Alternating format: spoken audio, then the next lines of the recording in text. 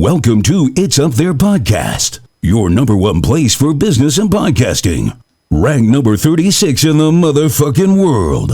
Sit back, turn up the volume on your phone, and enjoy the show with your homie and host, Big Loon. No, you can really impact people. Thought you would be there, yeah. Welcome to another episode of It's Up There Podcast. I am your active and attractive host for another episode of the fastest growing podcast on the market right now. We have peaked at number 36 in regards to the music category, completely independent, only with this face that you see currently on the screen. I take that as a very, very, very good sign in regards to my people. And when I say my people, I always tell people, customers and fans are different. People that support you and just the onlookers are different. You got to be able to distinguish these things. And this right here is what places you in a position to be at the forefront of not only being at the curve of where the culture is going, but understanding that and being influential in where it heads. And so for me, I understand I got customers and I got fans, right? And when I say one of mine, I mean one of the people that can even understand what I'm saying. I know for mine, it seemed like you can just pass this on to somebody and they supposed to catch on. But a lot of times they ain't one of us. You know, they ain't got the understanding you got, and they ain't got the understanding to be able to climb or go down. Maybe they too smart, you know. But whatever the case may be is they can't we can't communicate on the same level in regards to them understanding what this is that I do and how it resonates with the people, right? And so more and more my people is coming. And they ain't exclusively my people. I want to be clear with that. That's another problem with you podcasters, rappers, all you dudes this getting your money off the backs of the consumer, right? Far as not product for sale, celebrity for sale. All of you guys that got celebrity for sale and maybe music, right? But it's a lot of that out there. So you leverage your celebrity to get your music sold. And then your music is pretty good because you've been doing it a while. It's science, right? But anyway, a lot of y'all think these people is exclusively yours.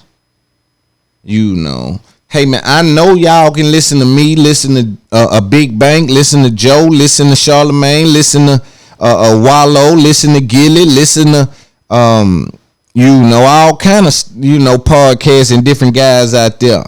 I know that that's a thing, right? I ain't stupid enough to think they exclusively mine, right?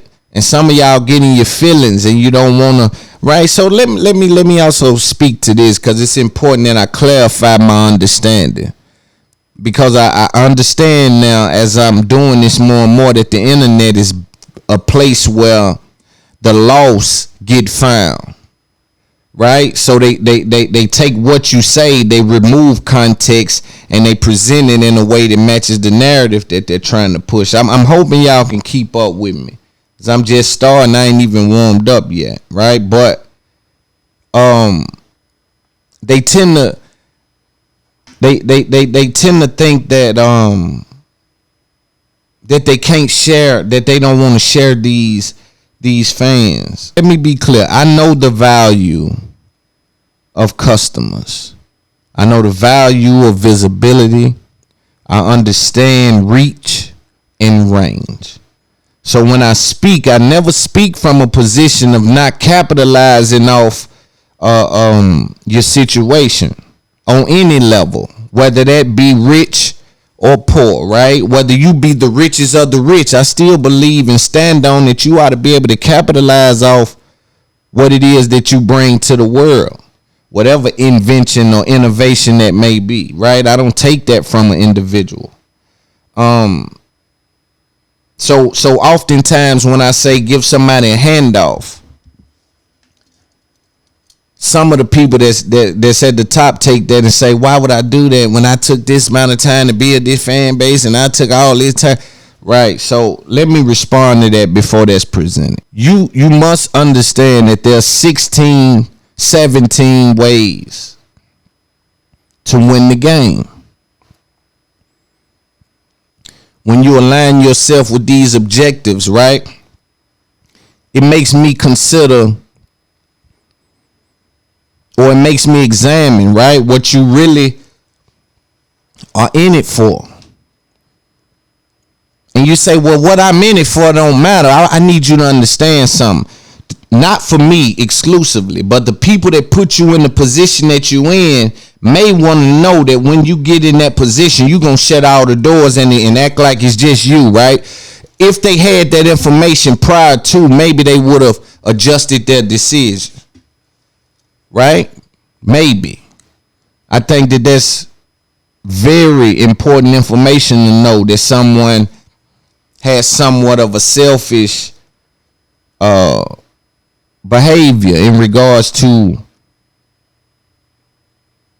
this kind of business, right? Because we need people in position that's willing to put other people in position, because each one teach one hand wash the other, both wash the face, right? It's the big Meech model. All my homies rich, then when I fall, they get me back on. It's the right. So we know that game. So when I see one of you guys that it feels like that you want to run in the door and slam it, right? Don't even leave it cracked. Don't even leave a mail slot where somebody can drop a envelope of money in there with a number. Just shut the door, right? It's important that we examine that from a high level. So when we look at people and we say, all right, you in that position not because I put you there. I want to be clear with that too, but because the people put you there. And the people that put you there were unaware that when you get there, your response not only to them, but to your counterparts and their nephews and nieces, or people that may need information just to climb the ladder. But you become so bougie, you used to come out and give hot dogs and hamburgers and waters. We ain't saw you in a while when you became a millionaire. That's why I haven't done it, because once I do it, we can never stop that, no matter what's happening. And I like to be head in my stuff, because a lot of people do things and represent me in a way that I don't want to be represented. Sometimes they go a little too gangster with it. Sometimes they go a little too creative with it. It's a science, a sweet science, where I like to land that, or try to anyway. But you must have forgot about the other part of the game where you can go to the Hall of Fame for assists. Matter of fact, you can play longer when you don't shoot as much, right? That jumper gonna start to fade. Your competition gonna get faster as you age, right? So when you go to depending on assists, and they say, well, he's still getting 17 assists a game, he may be worth still top dollar, right? You got to understand that. Nonetheless, if you listening to the audio version of this podcast and you want to tap into the video version, I need you to head over to FOGFO TV on YouTube. We upload all of our episodes there in a playlist. If you are looking at the video version of this podcast and you want to check out the audio, I need you to head to anywhere you get podcasts. You type in It's Up There Podcast and we should pop up, and then we're going to get you where you need to go in regards to the game. Patreon. Subscribe to our Patreon. It's lit. Leaving it there. Go and get some merch. It's important to get your merch. We selling, people are buying merch. I really appreciate it. Shout out to my supporters, man. Y'all make me feel as though I'm doing something right. And for that I thank y'all, man. For real. Now, we need everybody to share on Instagram. Screen record something I said you like, share it. Let them folks, put people down. Let them know what's going on. We appreciate that, because word of mouth is so important in this industry. So important. It's a lot to talk about in regards to the game this week. These guys do a lot in regards to the culture. It's a lot going on. I do want to spend some time on something, right? Let me just speak about social media and the effects of it. And also me as I evaluate my elevation in regards to my communication and my just me growing as a human being, a man, just as a real dude, right? That's the head, not the tail. So I'm saying, and see, when I say that, I need you to understand that I say that with conviction. And there's people from my past, right? There's a few people from my past that placed me in a unique situation. Because the picture that they've painted in their minds about me, I think they've started to believe. When I look at things and I look at the response sometimes that people give, right? And I say, you really believe that because you said this for a long time. And for me, it's unclear where you get your information from, right? I know it's hatred mixed in there. I know it's hate in there, and there's some other things in there that cause you to view me through lenses that don't represent the truth. It's unfortunate for you to live that way, right? It's unfortunate for you to have to look yourself in the mirror and say, I'm a lie about somebody. What really tickles me or trips me out is the ones that see you spending money, know what you doing costs money, know everything about you, save money, spend money, right? But what they willing to do is go against their eyes, right? They willing to tell themselves that, or not even tell themselves, because they know. And I'm going to point out a hypocrisy, right, that tends to happen when you deal with people that play this tennis match with you. They know what's going on. They know, right? So what happens is you go to wondering, like, what make you, where do you come up with this shit? You see what I'm saying? But this is the reaction that they want. If you got $1 million, then why you ain't done this or done that, right? They want the reaction that they want is, man, y'all got me fucked up, man. Y'all calling me broke on the internet. I'm going to spend all my money. I'm finna show you bitches today. I'm spending every dime I can, everything I got loose right here. I'm blowing that about y'all playing with me. I'm really trying to talk wealth, man. What games they playing out here where people doing this kind of thing? I'm talking wealth talk, man.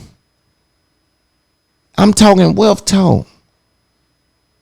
And you don't understand that I'm spending thousands of dollars on equipment, thousands of dollars marketing, thousands of dollars here. You know my house is a mansion damn near. I got everything about me is moving, and you look behind me, ain't nobody there. It ain't nobody there. So you better understand that when you look at me, you see power. Not your kind of power, my kind of power. See, where they get it wrong is they forget that what I'm doing don't need to work for you.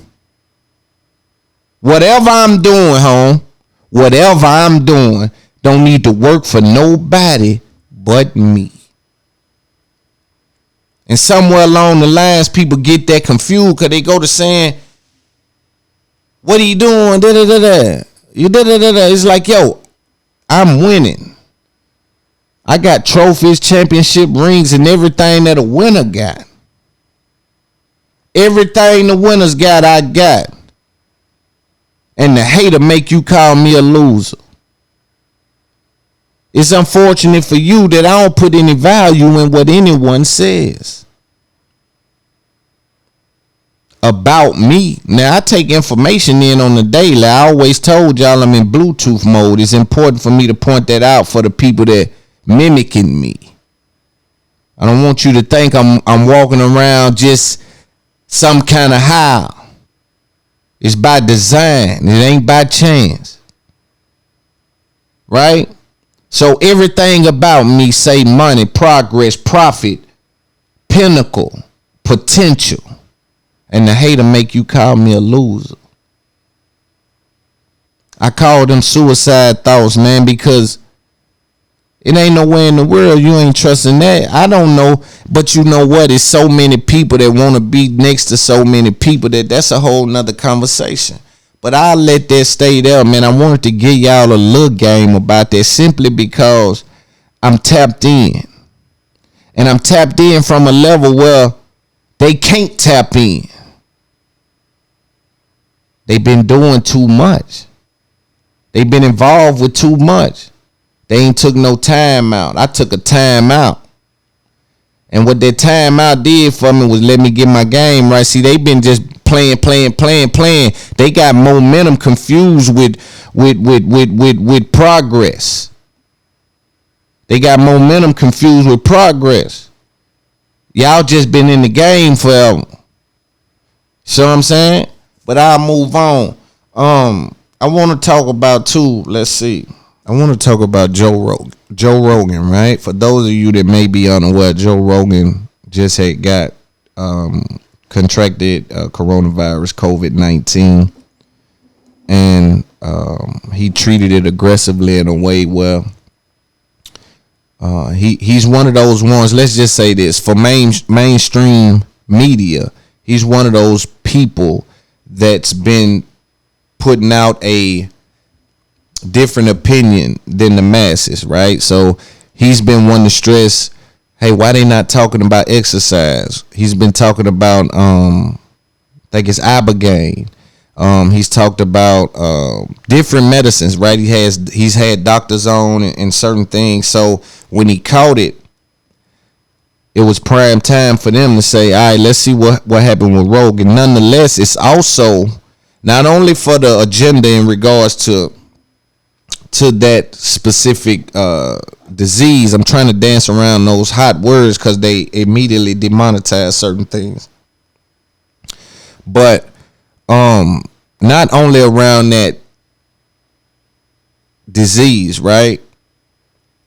Just around the power and the influence from someone that doesn't share all of those talking points with them. It's important that they squash him and try to debunk him when he says something. His reach is already more influential than a lot of those shows. But there's a certain list of people that still don't know him, and he's trying to tap into that daytime television person, and that's where they discredit him at. Again, I keep telling y'all, it's so many ways to win the game. A lot of y'all think the only way to win the game is by you scoring. And that's where you always fall victim to those other scenarios, right? You box yourself in. I think it's the 48 laws of power that tell you isolation is dangerous. But you must be, I'm telling you this, you must be critical of your company. They didn't say this. There's me adding to that. Isolation is dangerous, but be critical of your company, right? So, again, with his reach being where it's at, with him being such an influential character in regards to his fan base, his customer, his supporter, the person he's talking to. They hate that sometimes because you got to think he danced on the other side sometimes with Alex Jones and with some of the conspiracy theory things he said. I keep telling y'all he's the biggest podcast in the world though.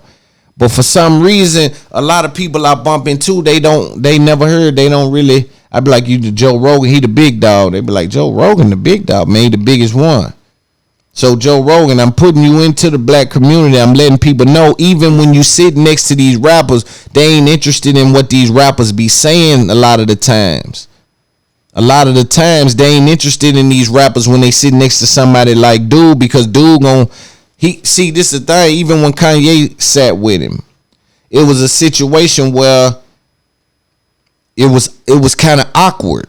You see what I'm saying? It was kind of an awkward dance. Even though they stood there for a while, it was still awkward if you know Rogan and you know Kanye and you're a student of the game. You see? But again, his place in the news cycle without being a part of that mainstream media is very, very, very slippery for them. And that's why you see them do certain things. I'm going to play a clip with Rogan talking about when he first got better. He's kind of talking about, what happened. And I want you to be clear of him fighting back with his platform. He didn't tweet it. See, this is what we run wrong at. He didn't tweet it. He didn't Instagram it. He didn't nothing because he know they fighting in a different arena. This is a different thing.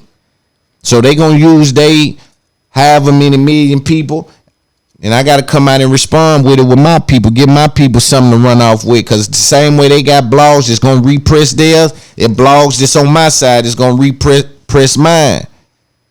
So again, understanding what's happening here and why things are happening. He could have responded on Instagram. He got a lot of followers, but this gives him a chance to really explain it and really put in context what they're doing. And it was something else he did right after that, using his platform. See, using his platform. Right after that, he brought Eric, is it Weinstein or is it Brett? It might have been Brett Weinstein and another woman there, and they talk that talk. They talk that mainstream talk like that what kind of word can I put on it? Just that mainstream, like, you know, they use all them little words and everything. They one of them. So he brought them in to kind of even strengthen what he was saying about they lying about me and lying about this. He calling them out by name, but just pay attention. In this part of the podcast, if you here for the hood talk, that's coming, right? I'm examining things in the street. You going down some more, but I'm gonna play a little bit of this and let you see exactly how he handled it and what he said. No, do you? They're making shit up. They keep saying I'm taking horse dewormer. I literally got it from a doctor. It's an American company. Mm-hmm. They won the Nobel Prize in 2015 for use in human beings. Yeah. And CNN is saying I'm taking horse dewormer. Yeah. What? So they must know that that's a lie. Well, there's a lot of people saying it. Right, but a lot of people can say it. Okay. Like the internet says it. Who cares? Sure, But Well, CNN is saying it. Like Jim Acosta. I meant like USA Today. As a name. Like, yeah. places, and they're not just talking people. about Ivermectin, Yeah. right? So what? Because I don't know. I just saw Ivermectin. so I'm much sorry. news. I'm sorry. I mean, I talked. Let me. I said Ibogaine. That was wrong. That's something else. You can Google that if you want to. That's a whole nother conversation. Ivermectin is what they were talking about. It is some sort of kind of horse deworm or some. It has some base of that in it, right? So now when it having that base, they come on out and rush to, hey man, this ain't no good. What he doing is he tripping, dude, crazy, man. He going horse dewormer, this horse dewormer, and also the news tries to make sure they stick next to the facts. So they ain't lying, but they ain't telling the truth, right? They ain't lying, but they ain't telling the truth either. It's a weird dance they're able to do. They're pretty swift. To you and check on you and see if you're all right. And you're like, you threw the kitchen sink at it. You said, Yeah. which was stuff that you took IV drips and what was it monoclonal antibodies. and that what is monoclonal antibodies? It's the shit they gave Trump. Okay. Yeah. And then what? So who said, or did you already want ivermectin? Like, Well, I had this guy on, Dr. Pierre Corey, and he is what is the organization he's from? Frontline COVID critical care workers. He's well-established doctors, treated thousands of people with COVID, and they've early on in the pandemic they found some good efficacy with ivermectin. And also, let me put you down on what they saying too. They also saying the reason why they pushing back on what Rogan is saying is because there's no patent. There's no patent on that drug. That means, or there's something with the patent. Let me not make a mistake in my communication of what the scenario is, because I'm subject to say some things that may be like I just got the name wrong. So let me be careful with what I'm saying. There's some sort of issue with the patent attached to this medicine in which people couldn't exclusively eat off of it. So that puts them in a situation to say, nah, we stand to make billions, trillions of dollars off this move. So push back off that, go with this. This is what the conspiracy of this is. So I want to be clear with that, so you understand, well, why would they do that? That's why they would do that, according to conspiracies. Frontline 19 Critical Care Alliance. Okay. Yeah. So I had him on, and he had talked to me about it. He's not the only doctor that told me to take it. Multiple doctors told me to take it. Mm-hmm.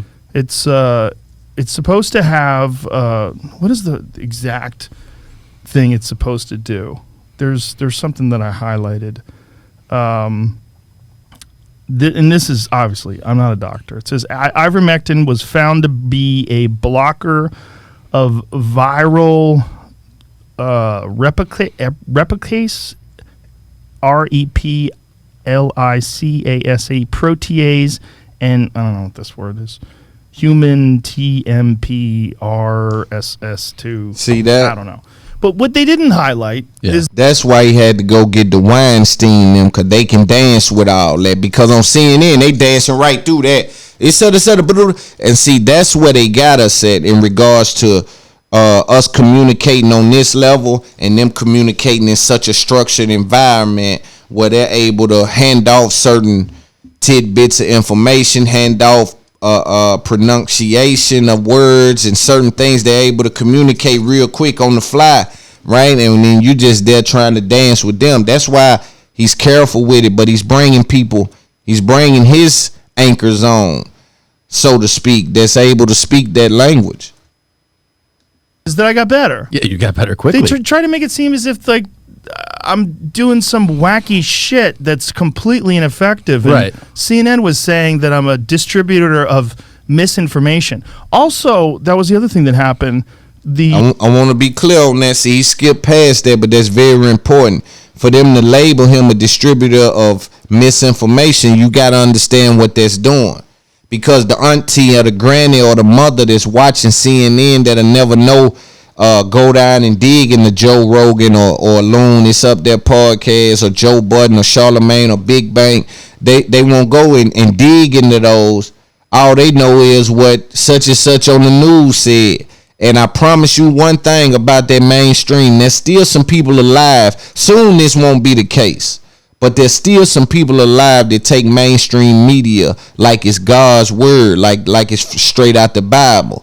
You see what I'm saying? Like I was talking to my mother the other day, and they're talking about vaccines, and I can't tell her not to get one, because if something happens, then I feel like I never forgive myself. So we just trusting, I'm just trusting her instinct, and I'm sticking by and standing by, right? Even though as they try to mandate it, that's another conversation I gotta speak on. Nonetheless, as she's getting it, she's got one of the vaccines. I think it's 2 shots. She told me, well, I'm going to get the booster. I said, Mama, why? I mean, not why, but I said, think about this. Why would you need a booster? Any other vaccine, you don't need a booster. Why would you need a booster? I mean, I ain't the smartest or the sharpest knife in the drawer. You dig what I'm saying? But why would I need a booster? What? Y'all didn't say nothing about the booster at first. Y'all told me this gonna keep me good. This here got me. I don't understand the booster talk. I don't. So it's certain things that, like I say, mama and certain people, they take them people as law. What them people say, we got to stick by that. They know what they talking about. They can't just say anything what they believe. I done caught them saying anything, not about this, but about certain things. So it makes me question, like it would with any other human being or entity that I deal with, right? It's going to make me look at you a certain way.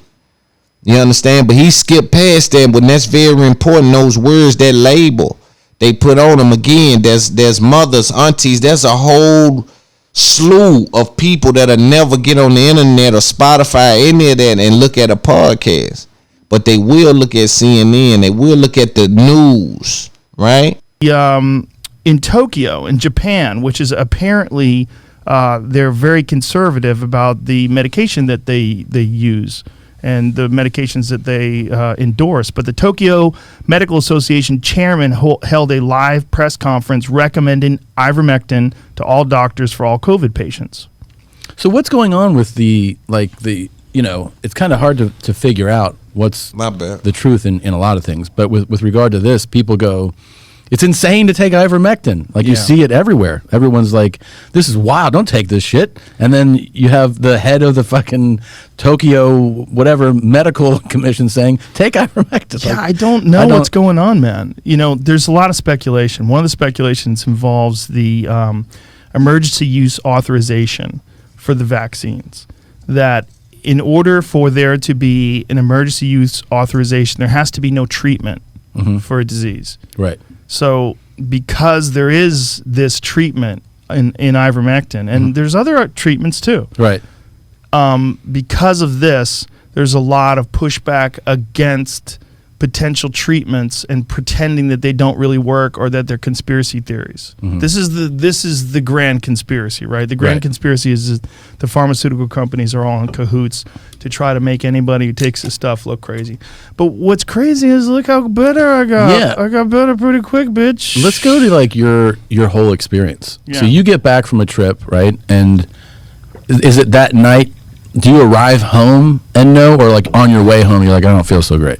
Well, You know, again, so that's that, man. Again, they got they say it's value in placing him as non-credible. It's almost like a witness in the case, right? Come on down, but our job is to make whatever you say not mean nothing. You know what I'm saying? So we'll keep an eye out on that, but he got better and we don't know. So again, prayers out to anybody that catch that disease. That's a deadly one, man, and I'm trying my best to stay away from it because it's just detrimental. It's detrimental, and we'll see what they do with the mandate. We'll take a quick break and we'll be back. I also want to speak about something that took place with me, or observation that I had here lately. Just, you know, being the kind of individual I am, right? And I just was telling my kid, you know, you got to remain smart. You got to remain alive in the moment, look alive in the moment. So in the community, right, with law enforcement and with the black community, there's some arrested development. The relationship between the two has been strained, to say the least, right? So what we're dealing with is a lack of communication, and then when communication is had, we're dealing with two different levels of understanding.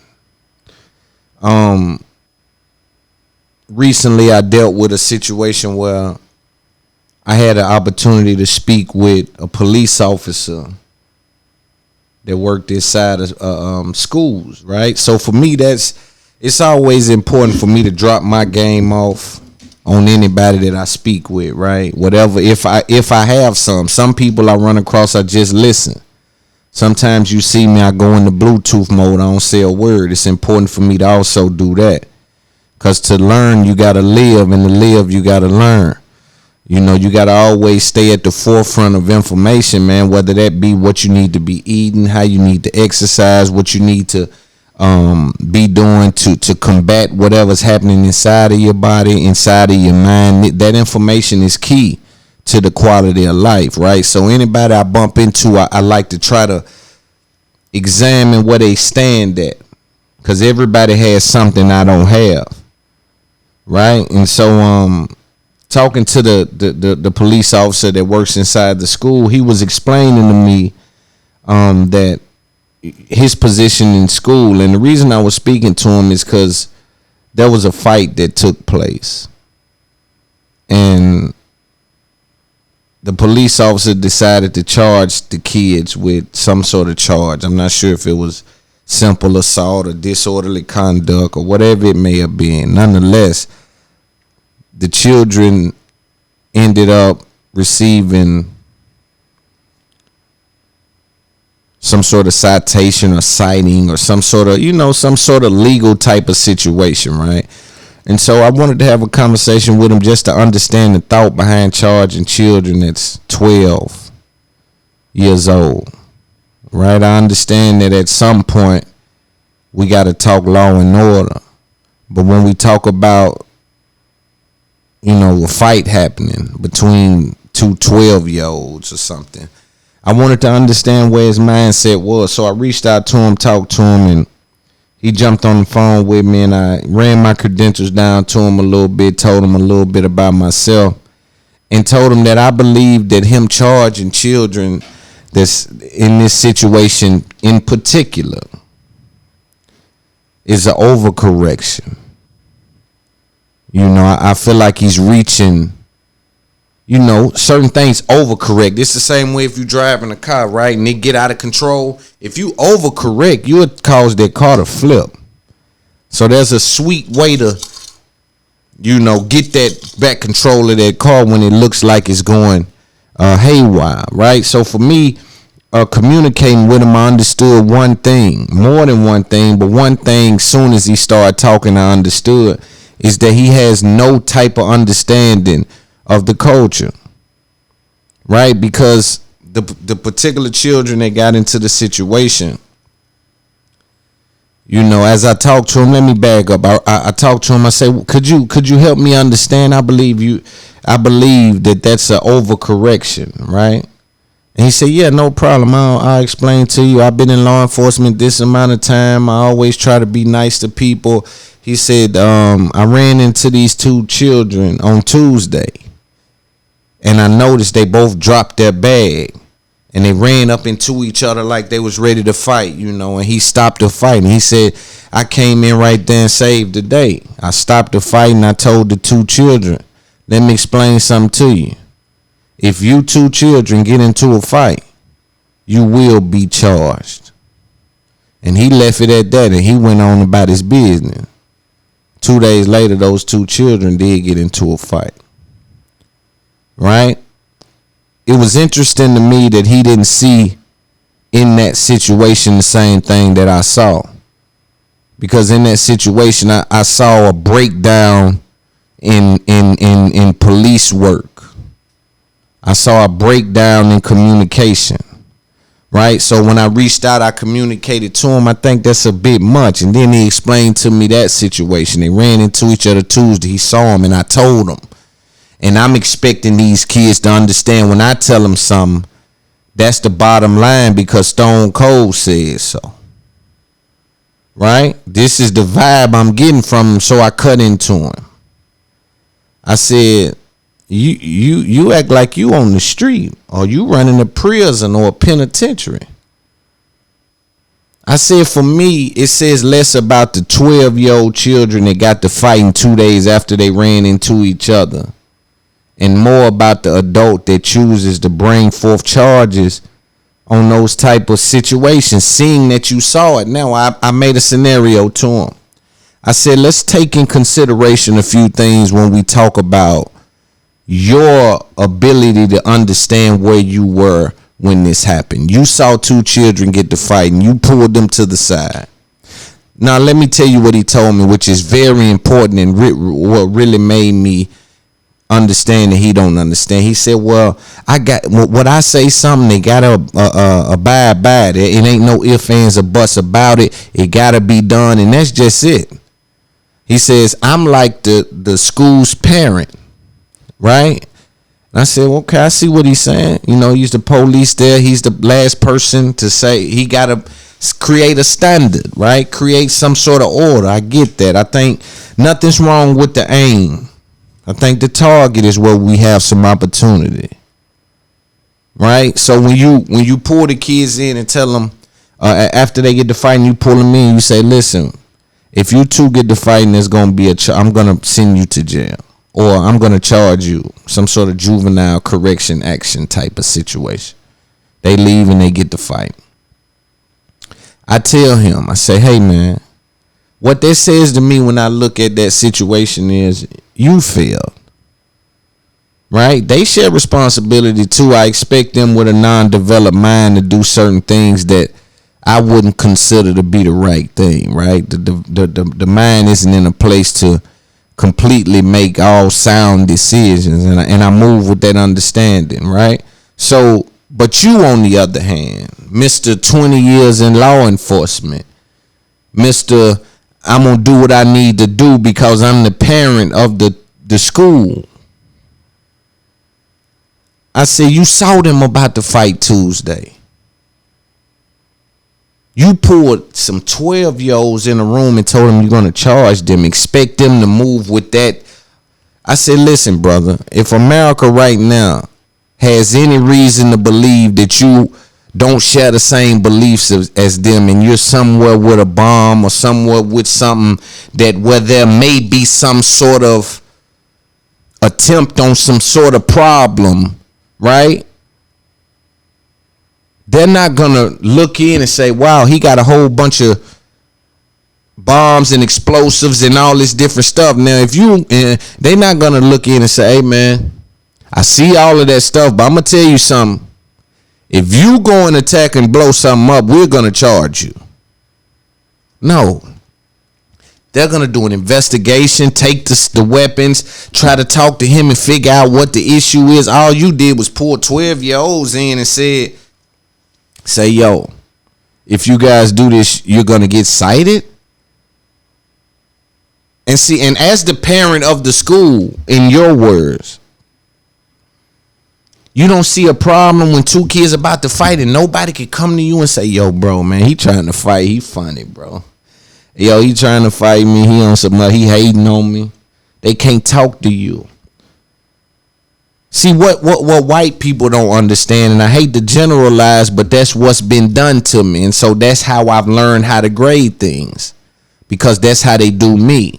I've asked to let me show you that I'm not like what you think or consider, seeing that your only black experience is some of these movies that you like to watch, some of these shows that sheds light on us emotionally reacting to things that maybe we don't have any experience with dealing with our emotions, right? So sometimes they throw us black people, and then you see us on the news, they looking for us because we shot 4-5 people about something that they would consider to be small.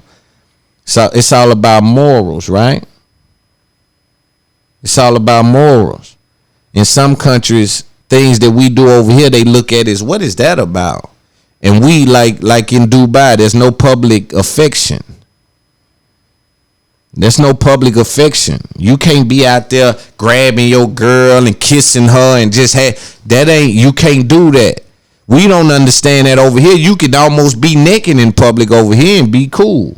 So I want you to understand morals and understand that based on where I'm at and where I come from, I'm gonna have a certain understanding of how I interpret things. That's just the way the life works. But I tell him, as being the parent of the school, nobody able to talk to you. America wouldn't see that and do that to me. They would make sure that they try to intervene. And what y'all usually do, y'all get it wrong, white people. Y'all think that I'm gonna go grab this kid and I'm gonna cite him at 12 years old, because he had the nerve to say that to me. Well, when I cite him, hopefully he learns from this. I say, when you cite him, see, this is the problem with y'all. What you do has an adverse reaction. What you think it's doing and what it's doing is two different things. What you putting into it, see, the market decides what the product is. I don't care what you think about it. You could think that I'm putting out this, but if they turn around and they're using that to mix it with cocaine and it turns deadly, now that product is attached to that. So no matter if you made it thinking all about God and the right way and to do whatever the product is used for is what it will be labeled as. So when y'all do certain things, you think you're doing it to trick the kid and tell him, well, he's been arrested at 12, so he probably won't never get arrested again. No, what it does is it gives them a false reality of what it is to be in jail. It gives them a false reality of what trouble is, because 9 times out of 10, I want to be clear that the juvenile system and the adult judicial system are light years away from each other. Even the facilities, the juvenile facilities and the prisons are two totally different things. So when a child is comfortable being in the juvenile, their mind, because it's undeveloped, tells them that it may be or what it really does is it tells them that it ain't that bad getting in trouble. It ain't that much. They ain't really doing nothing. So when you think it's creating fear, now the ending result may create fear, but this little slap on the leg y'all do, it gives a false reality. You understand me? And I say nobody can come talk to you as the parent of the school. Nobody has the, yo, bro, they tripping, man. They talking about fighting. And everything I said he agreed with. But I think his ego wouldn't allow him to understand. I said, bro, if it's really about those children, you can send a shockwave through that school. Right now, you can show that school that, yo, it's cool to come talk to officer such and such. He didn't do those two like that. All they did was come and hollered at him. And he said, man, why y'all didn't talk to me? I just ran into y'all Tuesday. You not dealing with convicts, home. You dealing with children. It's unfortunate that your approach is this. Like you must have was a failed cop, because you really want to be out there arresting, homeless people, and you want to, that's really what you fit. But you in a school, my brother. The fact that they wouldn't come talk to you, I even told them this could have been a deadly situation. What if somebody has a firearm in there and can't none of the kids come talk to you because they know your name attached to going to jail and no type of understanding. He think he hardcore. Shut it down when he come around. And it's unfortunate to see the school system work in such a way, right? But I got to school my children, and I always make sure that he understands. Listen, stay smarter. Think. All you got to do is think. Most people, they ain't thinking. Just take a little bit of time and think. Take yourself out yourself and look at yourself. Right? Because I told my son, I didn't have nobody to give me no game. Mine just clicked at some point. Because I was, for a long time, I was lame. I was getting a little money, but I didn't know nothing. Like, I didn't have no info. I just were, other people lined up. Other people was, had plugs that just, I just didn't have nothing really, but it clicked. And then I flew past everybody. And my loved ones now are able to reach out to me. But I didn't have a man in my corner like I'm on them young. I'm on them. You see what I'm saying? Letting them know certain things and understand certain things, right? So don't play. Be on top of your game. Don't let nobody trick you into doing nothing. Don't be the one that X yourself out. Don't. No, man, we swift. Yeah, we swift. We ain't one of them dumb ones. We swift. You understand me? And we take pride in being smarter than you boys. We take pride in it. So however smart you is, I got to go harder than you, because I take pride in being the swiftest one, or at least among the swiftest. I got to be among the smartest. I got to be, because if I ain't that, I'm losing. You can be the one amongst the strongest. You can have the muscles. I'm cool with y'all having all that. Let $sign have the smartest. Let me be over there with them boys. The ones y'all think look funny. They got glasses on and all that. Let me be over there with them. You understand me? Because I know what they got going, and I know the future lies in that area. I don't know where at, because I ain't from that area. But I know the future don't lie in where we from. And long as I know that, my eyes is open to the promise, to anywhere else. I'm trying to find it, right? And bring it back to the village, because the village, the way they got it set up, it just is, it's a revolving door. But again, I just hate to see that. Well, yeah, so dealing with that just was rough. Unfortunate circumstance. And just something that I just never had been a part of, them being so lost in regards to the after effects of what they do, and the shockwave that it sends through the community, right? And so the communication barrier will always be our problem, simply because we don't have any solution in place, We don't have anything in place to understand that we saying the same words, but we talking two different understandings, right? Because if I take him at his word, then when he says, hey, I'm trying to just kind of auto-correct this, and I'm saying that, yo, we have to correct them when they do things like this. We're saying the same thing, but his approach, see, they carry this certain approach with them, law enforcement. They carry the slave master approach. It's in the DNA of the writings of the curriculum. The slave master approach, to whoop him when he get wrong, to beat him, to try to, they carry this in their approach to us. It's no coincidence that we used to get whipped back in the day, and now they'll whip you now with a billy club. They say the slave catcher is the policeman, right? But that's a deeper, darker. But what I'm saying is, in the DNA of law enforcement, we're dealing with a high level of slave master approach, right? It ain't the understanding of I need to speak with him. I need to understand. I told the police one time in the hood, come through here other than arresting people, man.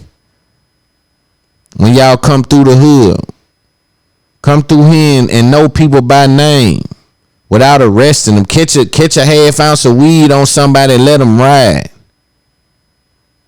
Long as ain't no guns. Pull up and smell weed and keep moving. Ain't nobody shot nobody. Ain't nobody being hurt. Ain't no, like, it's like what we, like, but again, it's no understanding. And they gonna have to take some beatings to come through there. Like, I seen a lot of people when the crate challenge was going on. I seen the police go up on the top and somebody just come and kick it. He didn't know right there could have started a war. But I'm going to have to give a little credit to that policeman by just getting up, giving him a hug, and getting out of there. Because it wasn't about that police officer. This is about everything that's been happening.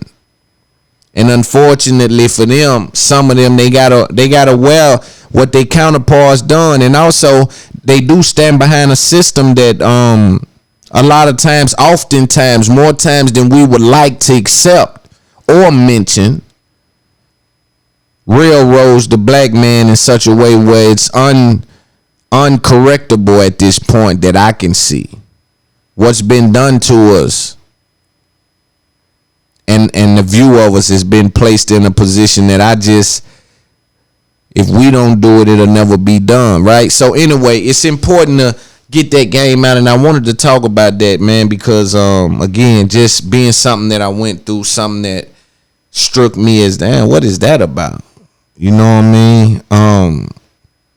And making me just think. I also want to talk about this thing that's running around, dinner with Jay-Z. Would you take a dinner with Jay-Z for $500,000? A lot of people are saying they'll take the dinner with Jay-Z. I want to say they got to be some of the dumbest people in the world. Respectfully to Jay-Z.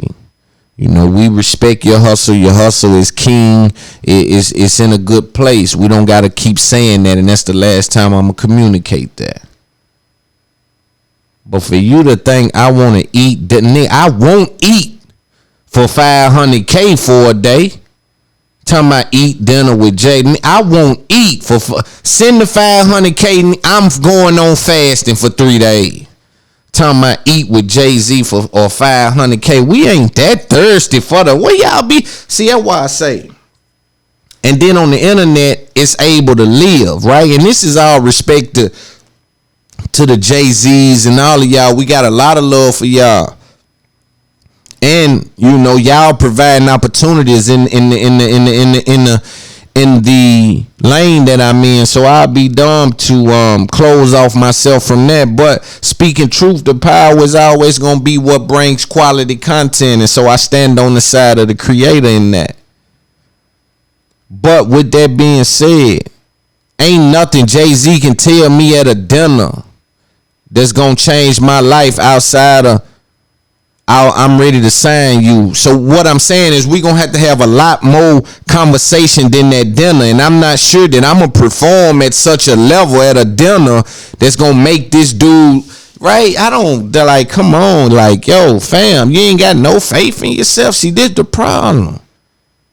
You ain't having no faith in yourself. You rather sit across from somebody eating than take 500 large. I find it funny because the internet, again, is a place where all things can be true. So there's a certain section of people saying, you crazy, boy, you better take that dinner. You know the game he gonna give you? Say, Slime, he ain't giving no game out over dinner. The kind of game he got, you can't get over dinner. One dinner, you can't tap into the kind of game you need to be trying to get from no Jay-Z. So I think y'all mindset be off in regards to your approach to things. How you don't want to have $1 million? You want to go eat dinner with somebody, anybody. Again, I go on fasting for the $500K. We ain't got to do the dinner with nobody. I won't have dinner for $500K.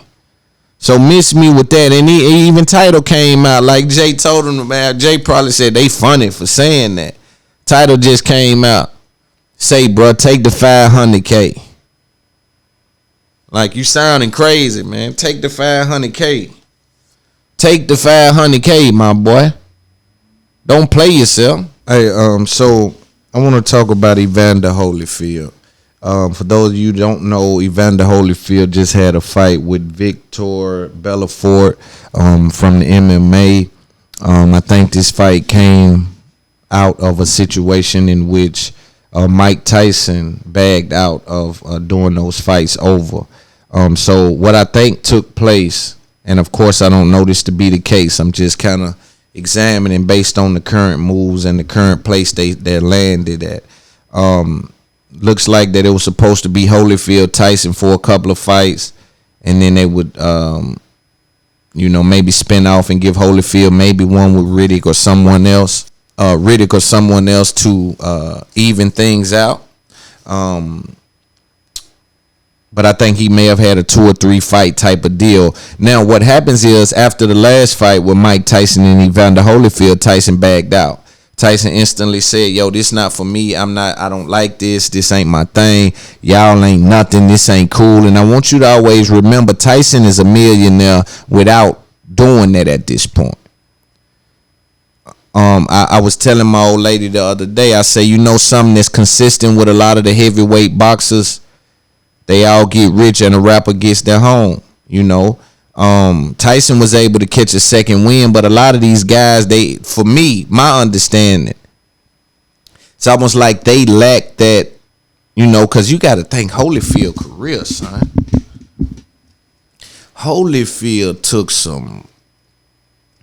Holyfield got hit hard. Him and Riddick Bowe went 2-3 fights. Him and Tyson 2-3 fights. I think he went with Lennox. He was a brawler. He wasn't one of them petty boys. He was in there, let's get it. Right? So it was always crazy to see him in that fight. Now, Tyson, again, like I said, all these guys seems like their brain power, like they knocking the brain power out of them, and they don't be, it's like they're not making sound decisions. Because for you to see Holyfield that age doing this, it's only one thing that makes that be the case. It's a money grab. But for me, it shows you Holyfield and a lot of these, they don't got no game. Here you is with a legacy attached to your name, 60 years old. You ain't told nobody in the family, listen, I don't care who it is in the family.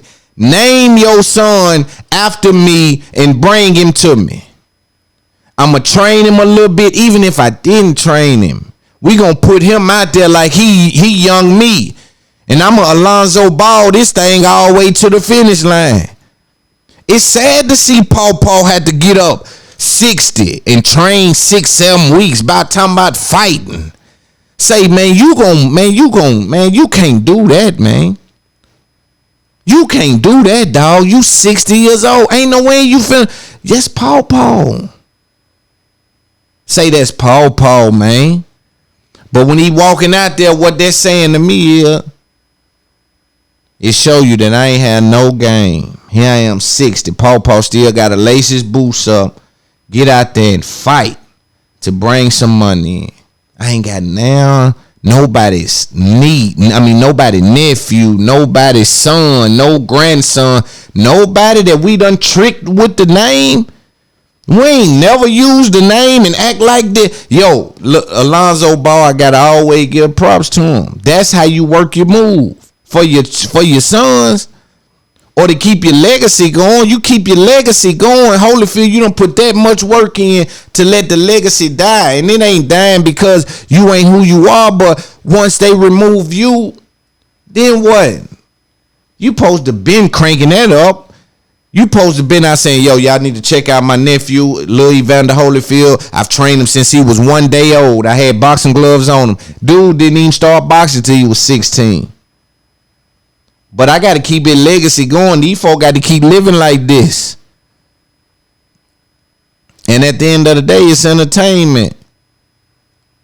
It's just sad to see 60-year-old come out there like that. And then when I seen him, just me having game, is so many observations that I'm peeping. You know, he come down to the court. I'm sorry, to the ring. 9 times out of 10, when you look there, right, you'll see a boxer and he's bouncing. And my mother put me in boxing, thankfully, as a young man. So you see a boxer and he's bouncing. He's trying to remain loose and just remain, just Holyfield walked out there like he walking to the kitchen to get a beer. Flat-footed, it wasn't no type of nothing, just flat-footed. He got in the ring, and I was telling my old lady, I said, he still ain't giving me no bounce. Other dude already, he giving you his bounce because he's getting ready to fight. They might crack giving you a little bounce. Holyfield just sitting there like, yeah. I said, he didn't come to fight. I don't know what he come to do, but he didn't come to fight. Cause I know Holyfield. I'm a boxer. I look at this. I know this dude. I watch this, man. So it's like, he didn't come to thump. So when they get in there within 1 minute, the fight's over with. Dude hit him dude come out knowing, oh man, I'm coming fighting. I'm just finna hit. He hitting gloves, hitting through gloves. He doing all kind of, so he just trying to hit. What that does is it places Holyfield in a situation where you can't set up. So he catch Holyfield with an uppercut. Holyfield go down. First round, look, boom, go down. He get back up. He probably said to himself, this fight's over. I'm not going through that. 8 rounds, I'm not doing it. So he was just kind of blocking like, and they called the fight. And it seemed like he felt slighted. And only reason why I could entertain the fact that he may have been slighted is because right at the end, they start calling out Jake Paul. And I'm like, hold on. How do you know who's going to win to call out Jake Paul at the end? What if he would have lost? And this is a big deal because y'all have $30 million set to the side. They say, hey, $30 million for Jake Paul. Come on, the Triller on November to something. $30 million, winner take all. I said, no deal. Why would a dude that build their name up go do a winner take all? I build my name up and have the possibility of going home with nothing? That doesn't make sense. So it's almost like they know he won't come, so I'm going to put this out in this manner on some PR type vibes, because ain't nobody doing a winner take all, son. Nobody's doing that after they build Nav Wing. Both ain't got no name, winner take all. But if I got a name and I'm selling pay-per-views and tickets, I'm not doing a winner take all. It wouldn't make sense to do that. So that's the only reason why I would think that it may have been rigged or fixed. I still got to get to the Drake. I want to talk about too, though, being because again, certain things happened in the last couple of days that caused me to examine what people are saying online. One thing I noticed and was consistent online was I saw that people were saying, especially the baby mamas of inspiring rappers. And inspiring rapper don't mean broke. A broke rapper is a different thing. Like a rapper that don't got no money, no hustle or nothing. I think they may deserve a certain level of criticism. I agree that with you, right? But an aspiring rapper that's actively spending money in the rap game, maintaining life, don't need nobody for nothing, balling, doing what he want, he still can get hated on by his baby mama.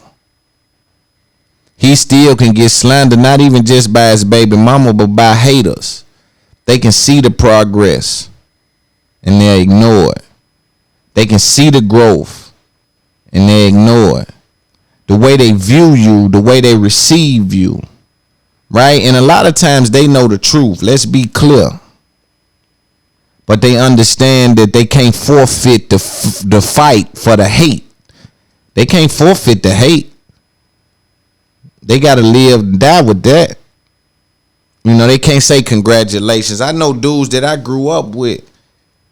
I know people that been on my platform, been on my shows and things like that.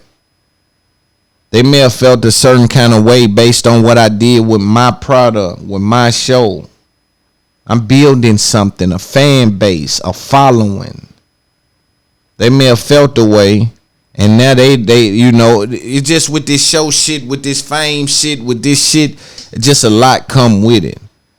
But I hate to see a failed stripper criticize a failed rapper.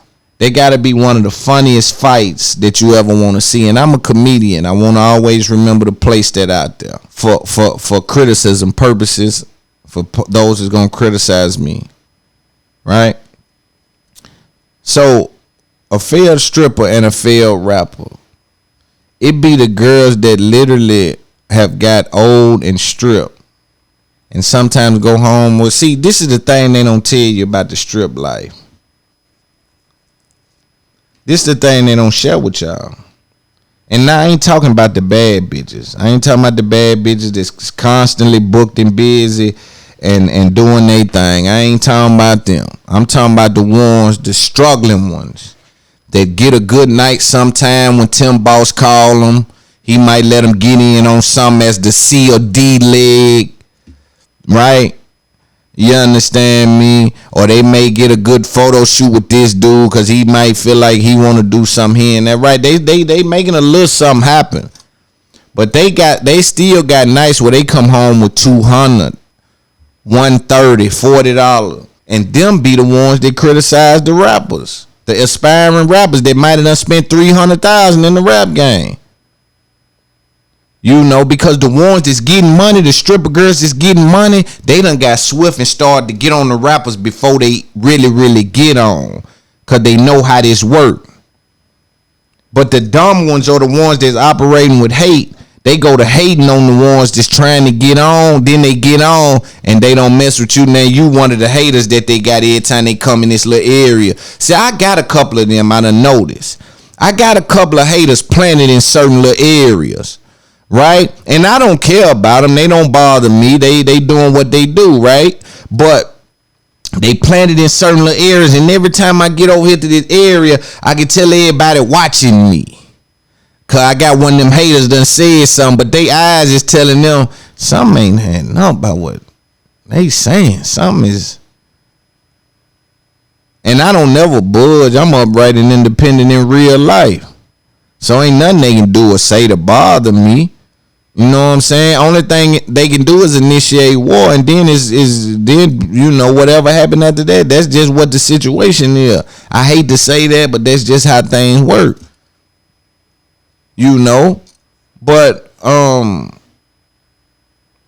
you can't slander a rapper, and you took $42 home 3 times this week. You know what I'm saying? You can't call a dude broke that's hustling, spending his money in the rap game or on his business. Or y'all folks be crazy out here, man. Like y'all don't.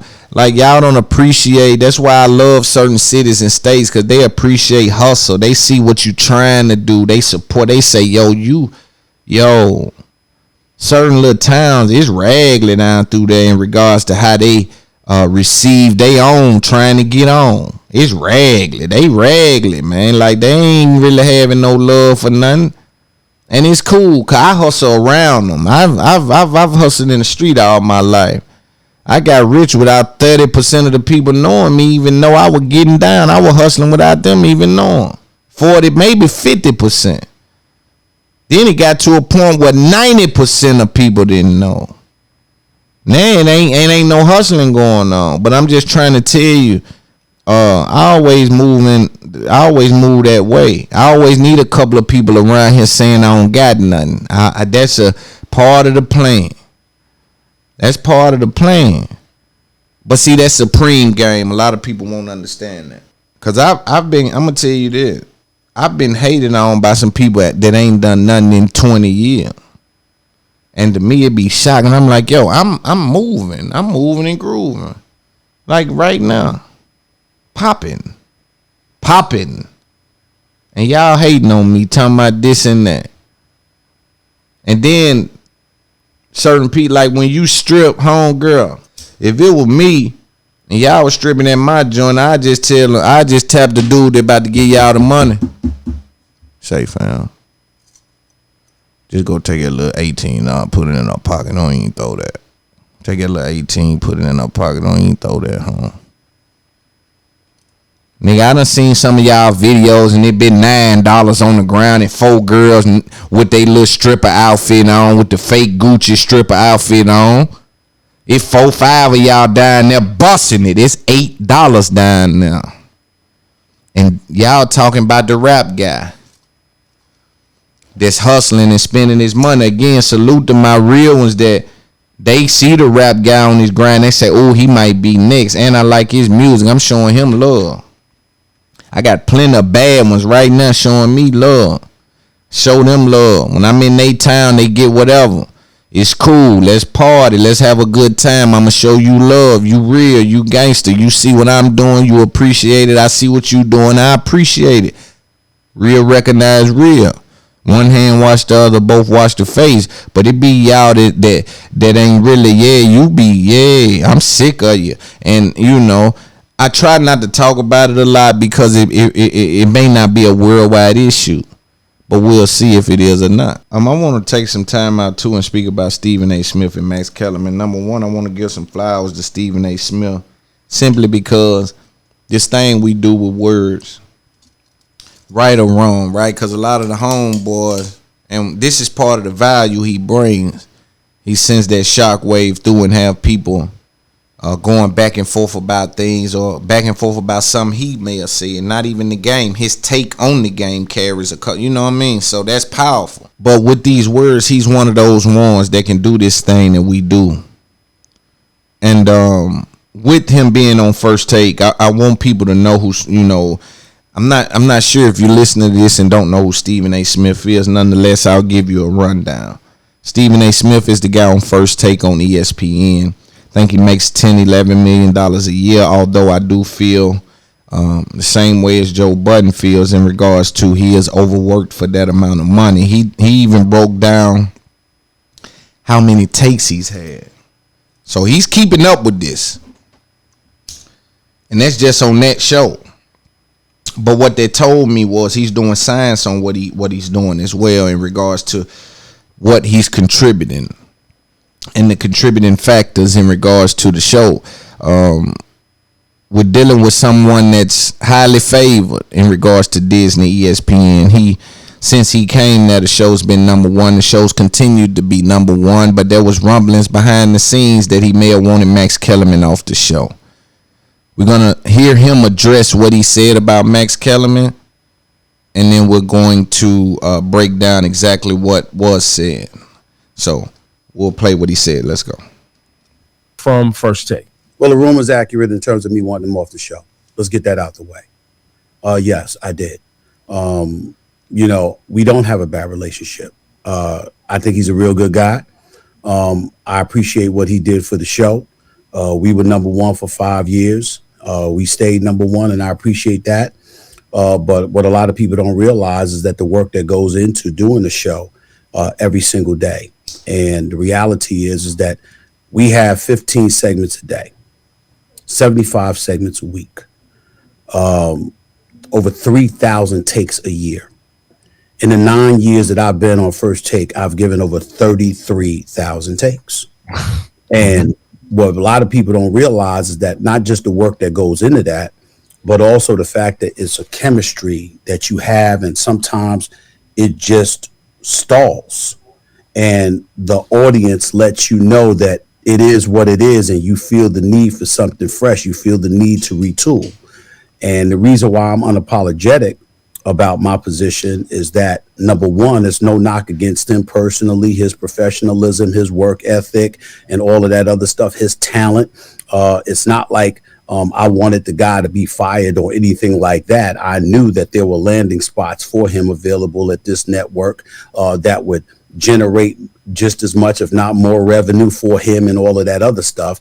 And it wasn't really about asking him to be off the show. It was about the fact that I knew that we together, as far as I was concerned, was not a great partnership anymore. And that was something that needed to change.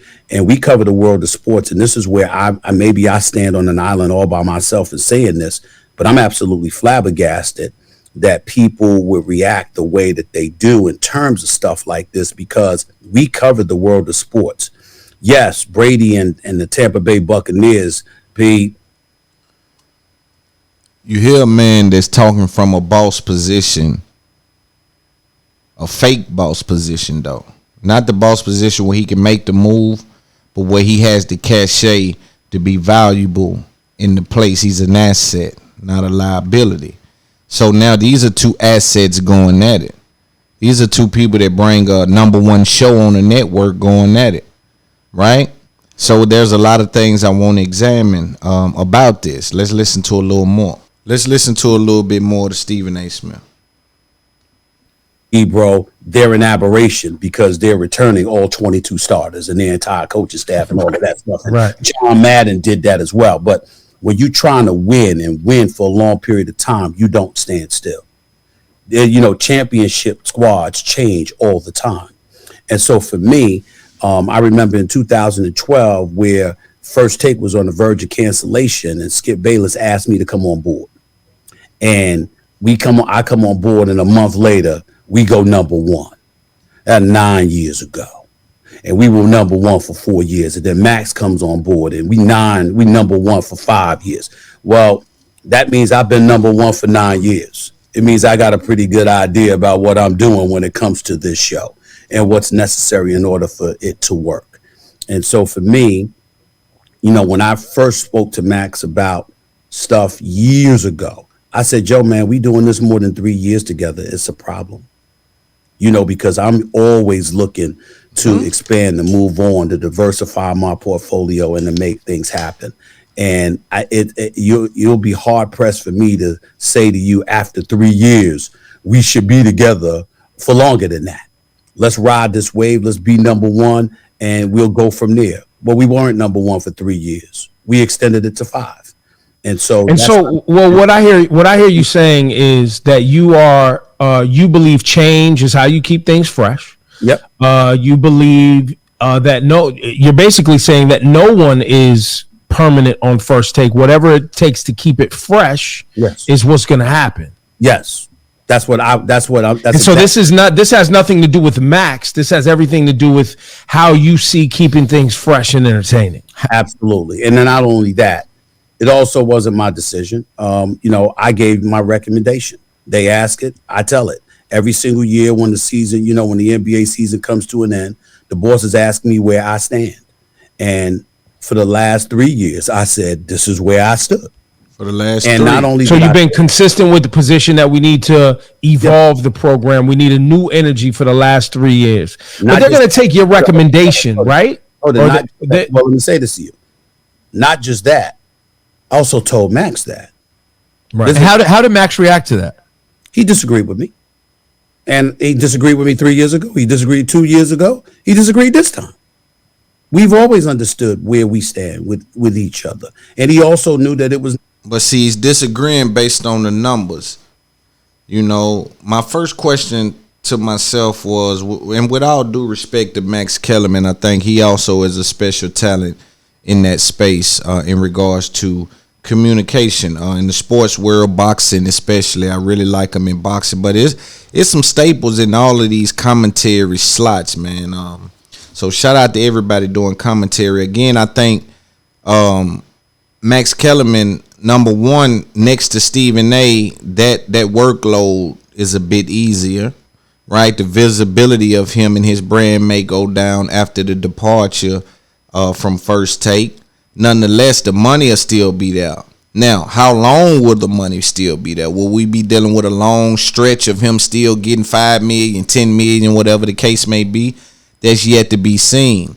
My other question was, you must know the feel of a creator, right? For it to be working and for him to be itching to get you out of there. That's very interesting. I think something maybe was going on that is maybe not mentioned there, because if we're number one, if we're, cordial, why would he want to change? That's my first question. Then I started to ask myself, scratch that. It don't matter why he wants to change. The fact of the matter is he wants to change. That's just the facts.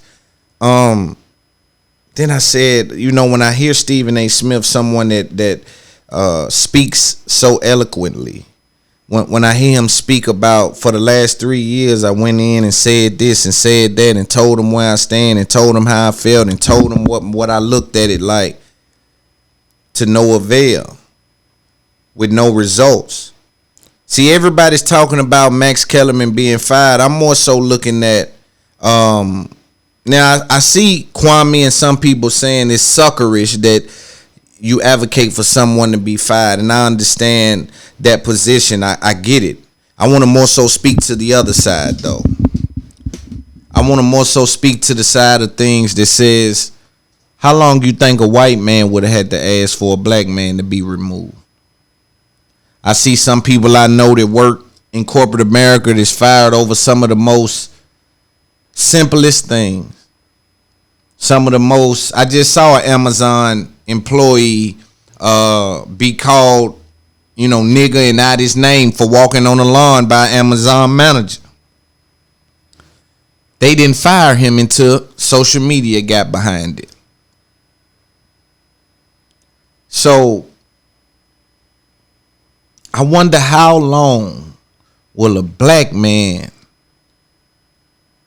be in that position where the white dude is asking and saying, yo, I think we need to go in a different direction, and he's top dog, man. I just think things are drying up. Everybody's changing, the landscape changing. Yo, y'all, it's affecting my brand. I think this ain't giving us what it should be giving us. And they don't move. They don't move. We talking about Stephen A. They call him for every little thing. But yet and still, he don't have enough power to make his environment, where he's been number one for 9 years, where he's been top dog for 5 years,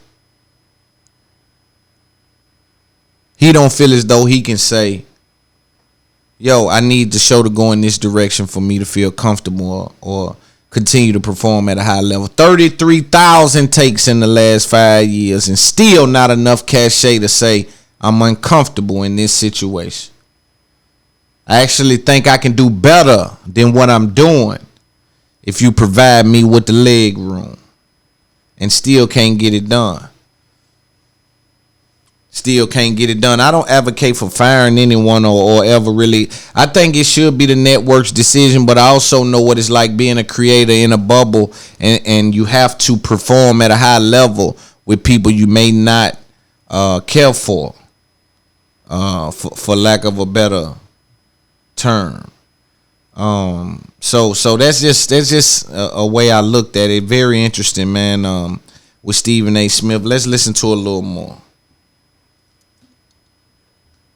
Personal, and it was nothing against him as a talent. I got a lot of respect for Max, and I genuinely like Max as a person, but I just didn't feel that, moving forward, he and I together was the right call. And I said that to the bosses.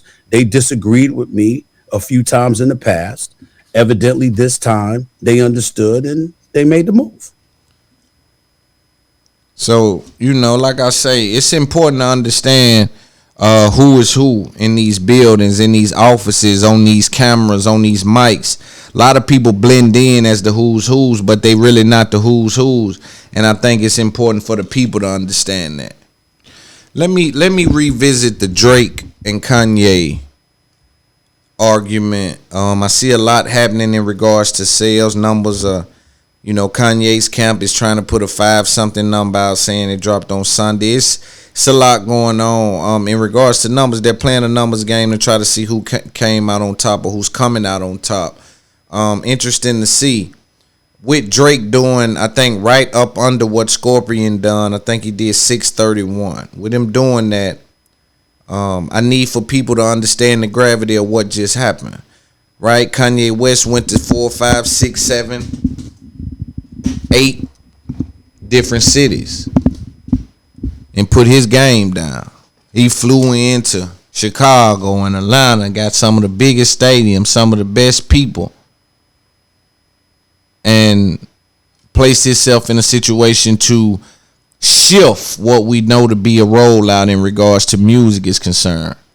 Drake put an emoji cover up, did no interviews, no promo, no marketing, dropped and doubled those numbers.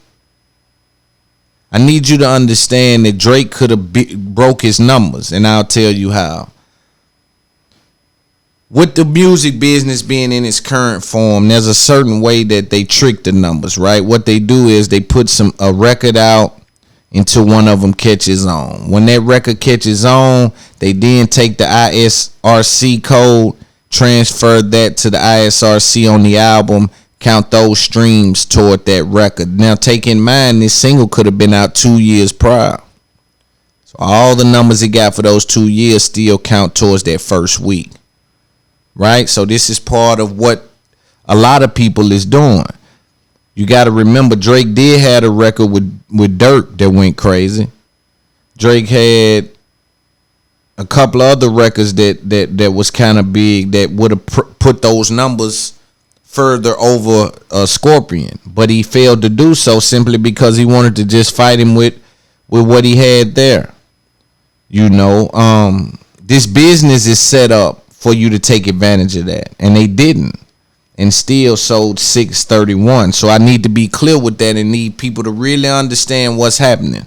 I mean, it's a petty war going on. These two individuals are going at each other. It's just petty wars. Universal is getting rich. Everybody's getting richer. So it is what it is. Now, if I was Drake, I would have reached out to that engineer. Maybe not me, but had one of the homeboys that maybe 4, 5, 6 lines down to try to weasel him out of coming to work over here and keep him isolated from any information that really means anything. But I will be playing checkers in that way. I also want to speak more about that Andre 3000 verse and Andre 3000 space in the culture. That dude is a monster. When I say monster, you dealing with a monster, man. I'm talking about you dealing with a guy who I don't think is on the same planet as maybe 99.5% of rappers.